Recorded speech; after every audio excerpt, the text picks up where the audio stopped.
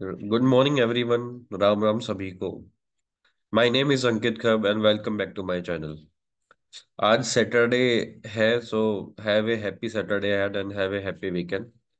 सो हम एक्चुअली दो चीजें स्टार्ट कर रहे हैं एंड इसका थोड़ा सा मैं मोटिव बता देता हूँ। ये वीडियोस किस किस के लिए है। ये वीडियोस कॉरपोरेट एम्प्लॉय से लेके कम्पिटिटिव एग्जाम प्रिपरेशन करने वालों सबके लिए है। ये न्यूट्रल है, इंफॉर्मेटिव है एंड किसी भी अवेयर सिटीजन को ये पता होनी चाहिए। बाकी अपने सैटरडे संडे को मेक श्योर आप फिजिकल एक्टिविटीज जरूर करें। इवन मंडे टू फ्राइडे आपको वॉकिंग तो करनी ही करनी चाहिए। अगर एक्सरसाइज करने का टाइम मिलता है तो एक्सरसाइज करें। Believe in basic principles and उसके हिसाब से काम करें। तो आपको मैं एक अपडेट देना चाह रहा था कि कल यानी हर वीकेंड पे हम एक हाउ टू सीरीज स्टार्ट करेंगे। और उस हाउ टू सीरीज में जो जो चीजें अपडेट करने लायक होंगी, जिसमें जो जो इंफॉर्मेशनल है, जो जो आम आदमी की लाइफ में काम आती है, वो हम उससे रिलेटेड वीडियोस बनाएंगे। सो ये सरप्राइज मैं कल के लिए ही रखता हूँ कि किस टॉपिक में पे मैं कल वीडियो बनाऊंगा, जो कि इंफॉर्मेशन होगी जो एक आम आदमी की लाइफ में जरूर एक बार जरूर काम में आती है। बाकी इन वीडियोस को थोड़ा देखा करो, सपोर्ट करा करो, सब्सक्राइब करो, लाइक करो, कमेंट करो, शेयर करो अपने फ्रेंड्स को, ताकि हर कोई लॉजिकल थॉट्स के ऊपर वर्क कर सके, ना कि धर्म, राजनीति, जाति के आधार पे आपस में लड़ते रहे। अगर हमें देश को डेवलप करना है तो हमें सारे अवेयर सिटीजन होना पड़ेगा और सारी चीजें जाननी पड़ेंगी, अपने हक जानना पड़ेगा, अपने कॉन्स्टिट्यूशन जानना पड़ेगा। तो इस पर्टिकुलर सेशन में अपने को सारी चीजें मिल जाती है और हम जो है अवेयर सिटीजन बन जाते हैं। तो please do support me for this channel. अभी हम आज के न्यूज़पेपर के बारे में बात करते हैं। मैं यूजुअली दो तीन न्यूज़पेपर से न्यूज़ एक्सट्रैक्ट करके उनको पुट करता हूँ, जो कम्पिटिटिव एग्जाम के हिसाब से भी काफ़ी पॉपुलर है और जो एज ए अवेयर सिटीजन और किसी भी इंटरव्यूज या मेल राइटिंग में जो तुम्हें जो इंटरनेशनल मार्केटिंग देखता है उसके लिए इंपॉर्टेंट होती है। सो आज की इंपॉर्टेंट न्यूज़ है कि सुप्रीम कोर्ट ने बेल दे दी है केजरीवाल जी को। इसके बारे में अपन एक बार डिस्कशन कर लेंगे। एक सेकंड है कि भाई एक अडानी का लिंक बता रहे हैं कि स्विस अकाउंट में उनके 311 मिलियन डॉलर का उनके किसी नोन का पैसा रखा हुआ है, वो जो अडानी से लिंक है, तो इसके बारे में भी डिस्कशन कर लेंगे। नेक्स्ट न्यूज है कि सेबी ने बोला है कि भाई सेबी ने बोला है कि तुम्हारी सेबी के ऊपर एलिगेशंस लग रहे थे कि माधवी पूरी बूच जो है उनको आई आईसीआईसीआई बैंक से पेंशन मिलती है एंड और डिफरेंट कि भाई कहाँ से क्या पेंशन मिल रहा है, कहाँ से क्या रेंट मिल रहा है, और उनके ऊपर हिंडनबर्ग ने भी चार्जेस लगाए थे। तो वो बोले कि वो सारे क्लेम झूठे हैं। उसके बाद मणिपुर वायलेंस के लिए सेंटर ने बोला है कि भाई पैनल बनाओ जो 20 नवंबर तक अपनी रिपोर्ट सबमिट करेंगे। फिर एक जो यहाँ पे आप तस्वीर देख रहे हो ये वाली, उसमें ये लिखा हुआ है कि भाई इसमें अवार्ड सेरेमनी है द हिंदू वाले बंदों को मिला है। एक आईएएस ऑफिसर के पास कैश और बुलियन, बुलियन में बेसिकली गोल्ड के लिए यूज होता है, तो ईडी ने सीज किया है।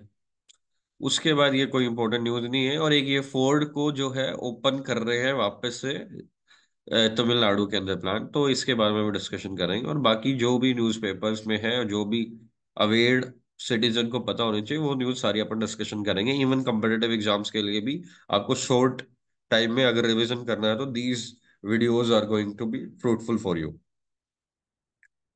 सो इसमें क्या हुआ था कि केजरीवाल जी को अरेस्ट किया था, दो केसेस में अरेस्ट किया था। पहले ईडी ने अरेस्ट किया था, फिर सीबीआई ने अरेस्ट किया था। तो ईडी के अरेस्ट में जो ईडी का केस था वो मनी लॉन्ड्रिंग वाला और उसका लिकर केस वाला, एक्साइज पॉलिसी वाला। तो उस पर्टिकुलर सिनेरियो में उनको 12 जुलाई को ही बेल मिल गई थी, बट उसके तुरंत बाद ही सीबीआई ने उनको गिरफ्तार कर लिया। अब इस ओवरऑल स्टोरी के पीछे अपन जो डिस्कशन करेंगे वो ये डिस्कशन करेंगे कि सुप्रीम कोर्ट ने किस बेसिस पे इनको बेल दी है एंड ओवरऑल सिचुएशन क्या है। लगभग आई गेस 6 महीने तो ये जेल में रह के ही आए हैं। तो अभी क्या बोला है कि जो अब दो जस्टिस हैं, justice Suryakant and justice Ujjal Bhuyan, उन्होंने कुछ रिमार्केबल स्टेटमेंट्स दिए हैं कि भाई ये जो केजरीवाल जी को है गिल्टी प्रूव नहीं कर पाए इतने टाइम के अंदर भी, सो इसलिए इनको फ्री करना पड़ेगा। तो बेल के बेसिस इन्होंने दो बताए कि एक्चुअली सीबीआई की रजिस्टर में इनके अगेंस्ट में एफआईआर 22 महीने पहले हो गई थी, लेकिन जैसे ही ये 12 जुलाई को ईडी से फ्री हुए, ईडी के केस से इनको बेल मिली, वैसे ही सीबीआई ने उनको गिरफ्तार कर लिया 22 महीने पुरानी एफआईआर के बेसिस पे। तो इस बेसिस पे सुप्रीम कोर्ट ने इनको बोला है कि भाई तुम 22 महीने तक क्यों, क्या किस चीज का इंतजार कर रहे थे? ये तो सिर्फ एक स्ट्रेटेजिक और पॉलिटिकल डिलेमा है। और बोला सीबीआई जैसी एजेंसीज को, ईडी जैसी एजेंसीज को, आप जनता के लिए काम करें ना कि किसी के डायरेक्शन के लिए काम करें। तो मेन बेसिस था ये कि भाई इसका कोई आधार नहीं बनता, सेकेंडली तुम किसी चीज को प्रूव भी नहीं कर पाए हो, इसलिए ये इन दोनों बेसिस पे इन्होंने बेल कर दी है। अब तीसरा, अब कुछ कंडीशंस भी है। एक्चुअली जब 12 जुलाई को इनको बेल मिली थी, सुप्रीम कोर्ट ने दी थी, और सुप्रीम कोर्ट ने जब इनको बोला तो इनको ना दो बेसिस पे छोड़ा था कि एक तो आप किसी भी काम को, किसी भी फाइल, आप सीएम दफ्तर नहीं जा सकते, उसके ऊपर साइन नहीं करेंगे किसी भी डॉक्यूमेंट पे अनटिल एंड अनलेस वो अप्रूव्ड नहीं है बाय एलजी। ये तो आपको देखो, ये तो मानना पड़ेगा, अगर कोई पार्टी काम करना चाहे तो बहुत डिफिकल्ट है दिल्ली में काम करना। क्यों? क्योंकि एलजी को ही बीच में इंट्रोड्यूस करवा देते हैं और मेजोरिटी पावर्स और मेजोरिटी चीजें सेंटर के पास चली जाती है। तो इसलिए इट्स नॉट इजी कि भाई दिल्ली को अपग्रेड करने में सिर्फ स्टेट गवर्नमेंट का ही हाथ होता है, सेंट्रल गवर्नमेंट का भी काफी हाथ होता है, क्योंकि बहुत सारे राइट्स एंड पावर्स वहां पे हैं। तो इसलिए वो पूर्ण राज्य की मांग करते हैं, बट वो अलग मुद्दा है। तो इस चीज में फिर ये हुआ, तो अभी भी इनको दोनों जस्टिस ने ये बोला है, बल्कि जस्टिस सूर्यकांत ने ये बोला है कि जब इनको 12 जुलाई को बेल मिली थी तो उस टाइम पे एपेक्स कोर्ट यानी सुप्रीम कोर्ट ने बोला था कि आपको ये दो चीजें नहीं करनी है, कि आप अपने केस से रिलेटेड किसी को भी कोई चीज नहीं बोलोगे, एंड सेकेंडली आप अपने, ऑब्वियसली वो तो हर किसी को बोलते हैं कि अपने गवाहों को या किसी को भी आप अपने केस से रिलेटेड चीजों को मेल फंक्शन नहीं करोगे, या अपने प्रूफ्स को मतलब उसके रिलेटेड कुछ नहीं करोगे। और एक सेकंड जो चीज बोली है उन्होंने कि ऑफिसेस नहीं जाओगे। तो फिर इसमें आप वाले बोलते हैं कि भाई ठीक है, ये अल्दो उस एपेक्स कोड का, तो दैट्स वाई सूर्यकांत जी ने इन्होंने रखा है यही चीज। अल्दो ये भी डेमोलिश हो जाएगी, आप वाले जो है कोर्ट के प्रोसीजर की तरफ जाएंगे। अगर कोई एलिगेशंस ही नहीं है, एलिगेशंस और एक्यूजेशंस प्रूव ही नहीं हुए हैं, तो फिर इनको रिटेन हो जाएगा। सो ये सारा मुद्दा था। अब इसमें हुआ क्या कि हिंडनबर्ग की रिसर्च रिपोर्ट के हिसाब से एक ताइवान का रेजिडेंट है जिसके मल्टीपल अकाउंट्स में अच्छे खासे रुपए मिले गए हैं, और वो मनी लॉन्ड्रिंग प्रोब की थी उसमें। स्विस अकाउंट ने भी बोला है, स्विस अथॉरिटीज ने भी बोला है कि ये as a part of money laundering probe हमने पाया है कि भाई 2610 करोड़ रुपए मल्टीपल अकाउंट्स में एक ताइवान के रेजिडेंट्स में है, जिसके लिंक हमें अडानी ग्रुप से मिल रहे हैं। तब इसके ऊपर फाइनली होगा क्या? इवन हिंडनबर्ग ने भी ये रिपोर्ट किया था, बट अडानी जी ने ये बोला है कि भाई दैट चैंग चुंग लिंग was a मियर front of Adani group suspect. Swiss investigator जो थे उन्होंने तो ये बोला है कि जो ताइवान के बंदा नाम है वो फ्रंट था अडानी ग्रुप का, बट अडानी ने बोला कि ऐसा हमारे उसका हमारे से कोई रिलेशन नहीं है। ठीक है। उसके बाद फोर्ड है। फोर्ड की गाड़ी अच्छी होती है, I guess everyone knows. Ford की एंडेवर आती है जो कि इसके साथ अपनी फॉर्च्यूनर के साथ की रेंज में आती है। फोर्ड की इको स्पोर्ट गाड़ी है, अच्छी गाड़ी है। तो ओवरऑल इन्होंने ना 2022 के अंदर, जुलाई के अंदर अपना 350 एकड़ का प्लांट को बंद कर दिया था। हालांकि ऑपरेशंस तो 2021 में ही बंद कर दिए थे। उस प्लांट की कैपेसिटी 1.5 लाख कार्स प्रोड्यूस करने की कैपेसिटी थी एक साल के अंदर, और 3,40,000 इंजन वो एनुअली प्रोड्यूस कर देती थी। और उससे हुआ क्या था कि भाई 4,000 वर्कर्स की जॉब्स के ऊपर इम्पैक्ट हुआ था। ठीक है।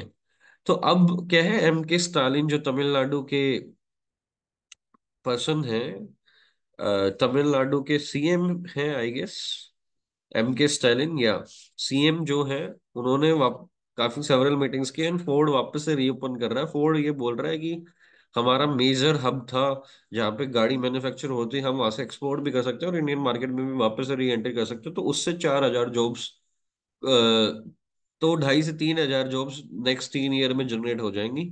फोर्ड की ग्रोथ होएगी। और अभी ये करंटली 12,000 लोगों को एम्प्लॉय करता है। It currently around 12,000 in global business operations in Tamil Nadu. Very nice. हाँ, ओवरऑल इनके इनके अंदर अपन डिस्कशन कर लेंगे स्पेस से रिलेटेड कि रेलवे बोर्ड चेयरमैन ने फ्लैक्स किया है शॉर्टेज ऑफ मैन पावर, कि भाई जल्दी जल्दी नई भर्तियां लेके आओ। एनटीपीसी ने भी अभी जॉब निकाली है, तो भाई अनएम्प्लॉयड यूथ को नौकरियां दो, गवर्नमेंट को बोल रहे हैं भाई, बिल्कुल जल्दी दो। एक इसके बारे में बात करेंगे, पोर्ट ब्लेयर का रीनेमिंग कर दिया है। एक डीआरडीओ ने इंडिजीनियस लाइट टैंक बना, इंडिजीनियस लाइट टैंक जो है इसके ट्रायल कंप्लीट किए, तो इसके बारे में डिस्कशन करेंगे। तो सबसे पहले पोर्ट ब्लेयर जो है उनका रीनेमिंग कर दिया है अमित शाह जी ने, जो कि यूनियन होम मिनिस्टर है। इस इनका नाम रख दिया है श्री विजयपुरम। और इसके पीछे पर्पस था कि ये कॉलोनियल नाम था पोर्ट ब्लेयर, इसलिए हम उसके नेशन को फ्री करना चाहते हैं कॉलोनियल इम्प्रिंट से, मतलब गुलामी के इम्प्रिंट से। और इसका नया नाम रखना चाहते हैं श्री विजयपुरम, तो इसका रीनेम कर दिया है। अभी आपको अंडमान एंड निकोबार आइलैंड्स के बारे में बता देता हूँ। अंडमान को 3 पार्ट्स में डिवाइड किया गया, एक नॉर्थ अंडमान, एक मिडल अंडमान एंड एक लोअर अंडमान। और लोअर को मतलब साउथ अंडमान बोलते हैं, और साउथ अंडमान में है पोर्ट ब्लेयर। और इसके 11 डिग्री चैनल जो है, उसके बाद लिटिल अंडमान आता है, फिर 10 डिग्री चैनल आता है, यहाँ पे 10 डिग्री चैनल आता है, ठीक है। और उसके बाद फिर निकोबार के आइलैंड स्टार्ट होते हैं, ठीक है। अब एक इंटरेस्टिंग फैक्ट आप देखोगे, इंडिया के कोस्टल लाइन से, और इसकी कोस्टल लाइन लगभग 2,400 किलोमीटर की है ना, 1,600 किलोमीटर के अराउंड अबाउट है इसमें। और 55-56 आइलैंड, अच्छे खासे आइलैंड्स होते हैं, एग्जैक्ट नंबर नहीं पता मेरे को। और ये जो है यहाँ से यहाँ डिस्टेंस देखो, और बर्मा की डिस्टेंस देखो, और यहीं पे पास में थाईलैंड और बाकी कंट्रीज हैं। बट स्टिल ये हमारी एक कंट्री में स्ट्रेटेजिक मूव प्ले करता है टू कोस्टल एरियाज की नेविगेशंस के लिए। अब क्या है, डीआरडीओ ने जो है जोरावर नाम का, नाम देखो कितना प्यारा रखा है, जोरावर नाम का लाइट टैंक, जो कि होम मेड यानी इंडिया मेड है बेसिकली। वो उसके प्रिलिमिनरी टेस्ट जो है वो कर लिए हैं। और उन्होंने जो फील्ड ट्रायल किए हैं वो डेजर्ट टेरेन में किए हैं, मतलब अभी तो मूसल में किए हैं, लेकिन ये और अच्छी परफॉर्मेंस दी है इन्होंने। और efficiently meeting all the intended objective, जो भी ऑब्जेक्टिव किए थे वो सारे को फॉलो कर रहा है। Rigorously evaluated and achieve the required accuracy. और ये जोरावर लाइट टैंक है, तो हम ये माउंटेन टेरेन के ऊपर भी इसको यूज कर सकते हैं। So it is good thing कि भाई, और ये लार्सन एंड टर्बो के साथ डीआरडीओ ने कोलेबोरेशन करके बनाया जोरावर। It is important. अभी ये सबको पता पता है, मंकी पॉक्स होता है, एक स्मॉल पॉक्स होता है, एक चिकन पॉक्स होता है, एक मंकी पॉक्स होता है, जिसको अपन अपने यहाँ पे छोटी माता वगैरह बोलते हैं। तो उसका एग्जेजरेटेड वर्जन मंकी पॉक्स है, इसमें डेथ रेट भी ज्यादा है। तो बड़ी अभी WHO के डायरेक्टर जो है डॉक्टर टेड्रोस अडहेनोम, उन्होंने बोला है कि हमने एक बेवेरियन नॉर्डिक वैक्सीन स्टार्ट की है, फर्स्ट वो डेवलपिंग कंट्रीज में इसको यूज किया जा सकता है, ताकि इसका ब्रेकआउट ना होए और ऐसी सिचुएशन ना आए जैसे कोविड में आई थी। अभी क्या है, बाइडन और Starmer to discuss for the long range weapon. Starmer तो यूके के फॉरेन सेक्रेटरी हैं, और डेविड लैमी जो है वो ब्रिटिश एम्बेसडर हैं। इन दोनों ने बाइडेन से मीटिंग की है, और उन्होंने बोला है क्योंकि यूक्रेन बार बार सीख करते रहता है कि भाई हमें लॉन्ग रेंज वेपन से अटैक करने दो, और लॉन्ग रेंज वेपन से अटैक करोगे तभी रशिया को समझ में आएगा कि भाई क्या चीजें हैं, कि डिवास्टेशन से क्या होता है, कैसे होता है। बट अगर वो चीजें हो जाती है तो फिर रशिया रिबेलियन वाला रूप भी ले सकता है, और फिर वो थर्ड वर्ल्ड वार के चांसेस भी हो सकते हैं, क्योंकि वो नाटो और रशिया के बीच में लड़ाइयाँ होनी चालू हो जाएगी। हालांकि यूक्रेन ने अपने लॉन्ग रेंज मिसाइल्स खुद ही बना दिए, और अभी तक यूरोप ने और यूएस ने अभी तक उनको लॉन्ग रेंज मिसाइल नहीं दिए, बाकी वेपन्स तो देते आए हैं। तो अब सिचुएशंस देखते हैं कैसे रशिया रिएक्ट करेगा, या दब जाएगा या फिर उसके अगेंस्ट में चला जाएगा। पहले तो अप्रूवल मिलेगी कि नहीं मिलेगी, नहीं तो वो खुद की लॉन्ग रेंज मिसाइल से ही अटैक कर दिया तो फिर कैसी सिचुएशन होगी वो देखते हैं आगे।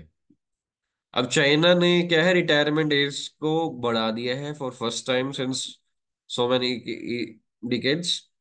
तो उसमें हुआ क्या है कि जो बंदा 60 साल का रिटायर करता था वो 63 साल पर रिटायर होएगा। जो वुमेन 50 साल पे रिटायर होती थी वो 55 साल पे रिटायर करेगी। इवन जो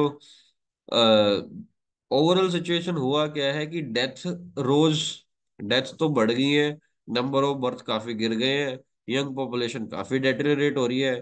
तो इसके पॉजिटिव और नेगेटिव्स ही हैं। पॉजिटिव में तो ये है कि स्किल्ड वर्कफोर्स को ज्यादा टाइम, स्किल्ड वर्कफोर्स मिलेगी तो उससे तुम्हारा